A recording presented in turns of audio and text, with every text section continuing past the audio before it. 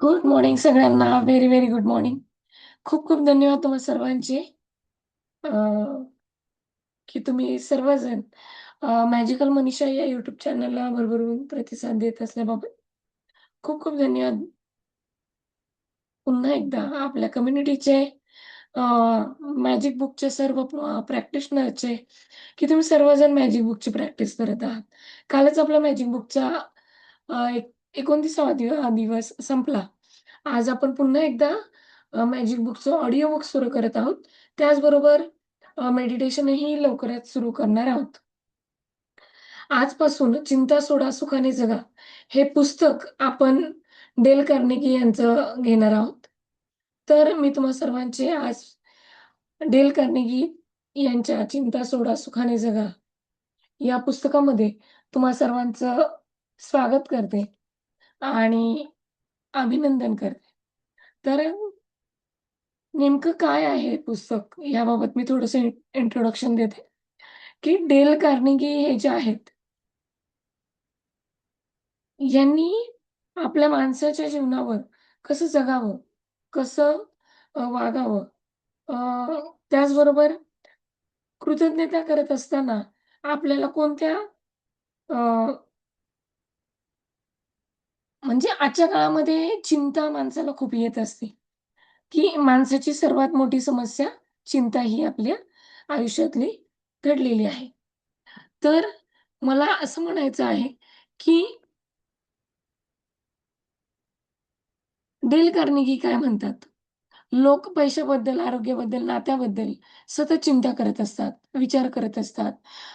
चिंता करून समस्या सुटत नाहीत. उलट त्या वाढतात. चिंता सोडा सुखाने जगा या पुस्तकाची जी थोडक्यात मी तुम्हाला प्रस्तावना सांगते. त्यामध्ये असं आहे, की चिंता म्हणजे सवय. अनेक लोक नकळत चिंतेची सवय लावून घेतात. ही सवय बदलली तर जीवन बदलू शकतं. हे आपण ग्रॅटिट्यूडमध्ये सुद्धा पाहिलं. वर्तमानात जगायचं, असं हे पुस्तक सांगत आहे, की तुम्ही वर्तमानात जगा.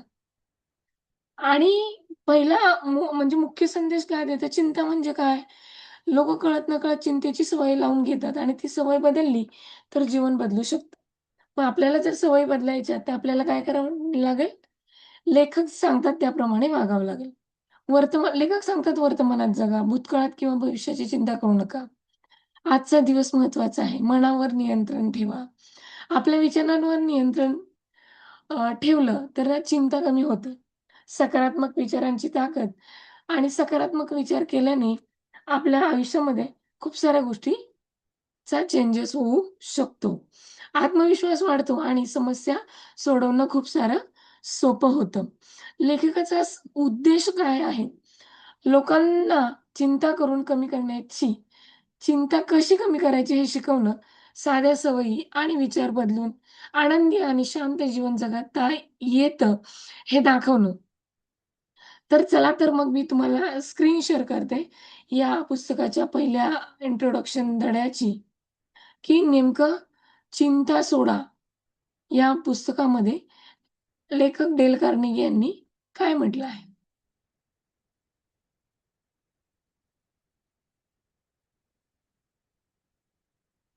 सर्वांना स्क्रीन दिसते? येस. खूप खूप धन्यवाद.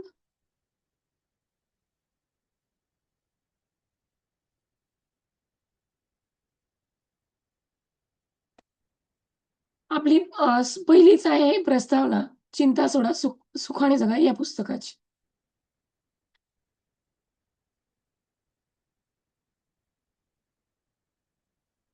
सगळ्यांना स्क्रीन व्हिजिबल आहे? बघा डेल कार्नेगी हे यांचे डायमंड बुक प्रकाशन आहे. याच्यामध्ये 1, 2, 3, 4, 5, 6, 7 आणि 8 एकूण पार्ट आहेत. हे पुस्तक का आणि कसे लिहिले गेले असं लेखकाने प्रस्तावनामध्ये म्हटलेलं आहे. कृपया पुस्तकातील भाग 1 आणि भाग 2 आधी वाचून घ्या.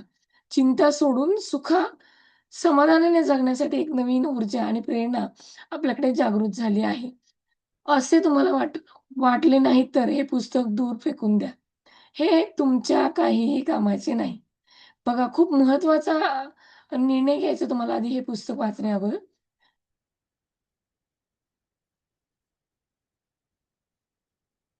असं या डेल कार्नेगी यांच्या प्रस्तावनेमध्ये नमूद केलं आहे, की तुम्हाला जर हे पुस्तक वाचायचं असेल, तर तुम्हाला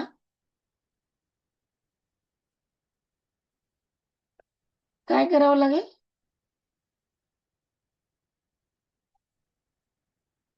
प्रस्तावना सुद्धा वाचणं खूप महत्त्वाचं आहे. तर प्रस्तावनेमध्ये आधीच डेल कार्नेगी यांनी म्हटलेलं आहे, की पहिली गोष्ट म्हणजे तुम्ही स्वतःला अशा प्रकारच्या शैक्षणिक प्रक्रियेमध्ये सहभागी करून घ्याल, जी मजेदार आहे आणि अमूल्य आहे. दुसरी गोष्ट चिंता सोडण्यासाठी आणि सुखाने जगण्यासाठी तुमची क्षमता युकलिप्टसच्या झाडाप्रमाणे अतिशय वेगाने विकसित होईल आणि वृद्धिंगत होईल. त्यासाठी लेखकाने सांगितलंय, की तुम्ही एक डायरी बनवा. एक अशी डायरी जिच्यामध्ये तुम्हाला या सिद्धांतांच्या अंमलबजावणीबद्दल तसेच त्यामध्ये मिळालेल्या सफलतेबद्दल लिहायचे आहे. सर्व काही स्पष्ट लिहा. नाव, दिनांक किंवा परिणामाचा उल्लेख त्यात करायचा आहे. अशा प्रकारच्या नोंदी ठेवण्यामुळे तुम्हाला आणखी जास्त प्रयत्न करण्यासाठी प्रोत्साहन मिळेल.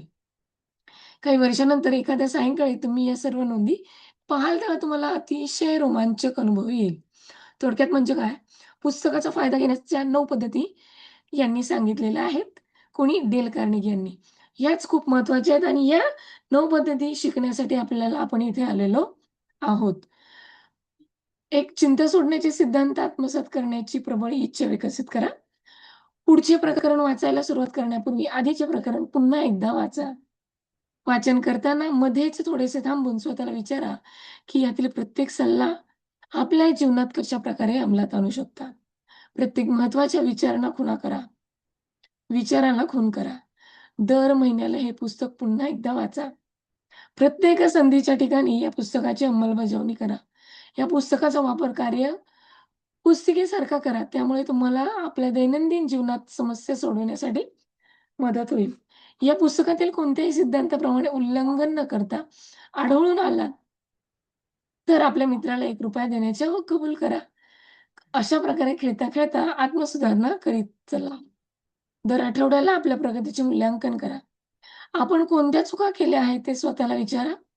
तुमच्या कोणत्या सुधारणा झाल्या आहेत, हे भविष्यासाठी तुम्ही त्यातून काय धडा घेतला आहे, या प्रकारच्या पुस्तकाच्या मागे आपली डायरी लिहा.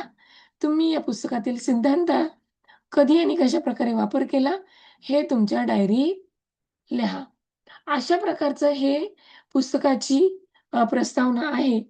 तर मला तुम्हाला सांगायचं आहे, की या लेखकाचा महत्त्वाचा उद्देश काय आहे? आपल्याला जर चिंता कमी करायची, वरीच कमी करायचं आहे, मनावर नियंत्रण ठेवायचं आहे, तर आत्मविश्वास वाढवायचा आहे आणि समस्या सोडवणं, ह्या सगळ्या खूप गोष्टी सोप्या आहेत. लेखकाचा महत्त्वाचा उद्देश काय तुम्हाला कळला का? लोकांना चिंता कशी कमी करायची हे शिकवायचं. साध्या सवयी विचार करून बदलायच्या. आनंदी आणि शांत जीवन जगता येतं हे दाखवायचंय. चिंता सोडा सुखाने जगा या पुस्तकामध्ये आपण सगळेच कधी ना कधी चिंतित असतो. पण या पुस्तकात एक साधा पण खूप मोठा संदेश दिला आहे.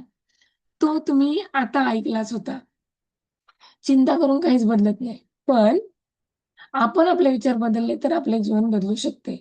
आजपासून आपण वर्तमानात जगायला सुरुवात करूया आणि आपल्या चिंता कमी करायला सुरुवात करूया. असं ह्या प्रस्तावनेचं अ, मतितार्थ होता. हा तुम्हाला मी थोडक्यात समजून सांगितला. तर खूप खूप धन्यवाद तुम्हा सर्वांचे. आज मी प्रार्थना घ्यायला विसरले, तर आत्ता घेऊयात. सर्वांना ग्रॅटिट्यूड देऊयात. खूप खूप धन्यवाद देऊया परमेश्वराला, की आजचा आणखी एक दिवस जगण्यासाठी दिला त्यासाठी. खूप खूप धन्यवाद देऊयात या वैश्विक ऊर्जेला, की ब्रह्मांडातून येणारी ऊर्जा आपल्या सर्वांच्या सहस्रार चक्रातून, आज्ञाचक्रातून थ्रोट चक्रातून हृदय चक्रातून मणिपूर चक्र आणि मणिपूर चक्रातून स्वादिष्टान चक्रातून मूलाधार चक्र अशा 7ही चक्रांमध्ये येऊन आपल्याला निरोगी, निरामय, नित्यानंद बनवते, ॲक्टिव्ह बनवते, ऊर्जावान बनवते. त्यासाठी आपल्या 7ही चक्रांना खूप खूप धन्यवाद. खूप-खूप धन्यवाद देऊया पंचतत्वांना. आकाश तत्वाला खूप-खूप धन्यवाद, की आपल्याला आपल्या आयुष्यामध्ये नवीन काही स्पेस देण्यासाठी आपल्याला इतरांना शिकवायचं, स्पेस मिळवण्यासाठी इतरांना शिकवायचं त्यासाठी खूप-खूप धन्यवाद. वायू तत्वाला खूप-खूप धन्यवाद. अखंड दुसऱ्याला वारा देत राहणं आणि हवा, गरम हवा, थंड हवा ज्याप्रमाणे आपल्याला मिळते आणि आल्हाददायक सुख देते, तसंच आपल्याला तत्वाप्रमाणे आपल्यालाही इतरांना सुख देण्याचं तत्व आपण वायू तत्वातून शिकलो. त्यासाठी खूप-खूप धन्यवाद द्यायचे. त्यानंतर अग्नितत्व. अग्नितत्व म्हणजेच सूर्यनारायण. सूर्यनारायण जसं आपल्याला उष्णता, ऊर्जा, प्रकाश, एनर्जी देतो, नवीन-नवीन अपॉर्च्युनिटीज देतात, तसंच आपल्याला इतरांसाठी, स्वतःसाठी काम करायचं आहे. हेही आपण याच्यातून शिकलो. त्याचबरोबर खूप-खूप धन्यवाद देऊया जलतत्वाला. जसं पृथ्वी तलावर 72% पाणी आहे, तसंच 72% पाणी आपल्या शरीरामध्ये आहे आणि या पाण्यामार्फतच आपण संपूर्ण जीवन म्हणजे त्वचा, वाणी, विचार, शरीरातले प्रत्येक अवयव जसे आपण निरोगी, निरामय ठेवतोय, तसेच आपण आपले विचार सुद्धा निरामय ठेवायचे आहेत आणि ह्याच्यातून चिंता कशी दूर होईल यावर काम करायचं आहे. सर्वात शेवटी खूप-खूप धन्यवाद धरती मातेला. हे धरती माते तुझ्या कृपेने, तुझ्या आशीर्वादाने तू संपूर्ण जगाला जे जीवन देतेस, तसंच आपल्याला जीवन देण्याचं काम धरती मातेकडून शिकलो. त्यासाठी खूप-खूप धन्यवाद. आपल्या सर्वांचे शरीर आणि अवयव हे पंचतत्वांनी बनलेले आहेत. त्यासाठी आपण सर्वजण मनापासून खूप-खूप धन्यवाद देऊया. खूप-खूप धन्यवाद देऊया डेल कार्नेगी सरांना, की ह्यांनी "चिंता सोडा सुखाने जगा" हे पुस्तक आपल्यासाठी बनवलं आणि मराठीतून सुद्धा आपल्याला ते मिळालं. त्यासाठी खूप-खूप धन्यवाद देऊया. खूप-खूप धन्यवाद देऊया तुम्हा सर्वांना मला भरभरून प्रेम देण्यासाठी. खूप-खूप धन्यवाद. खूप-खूप धन्यवाद. शुक्रिया, मेहरबानी. Thank you.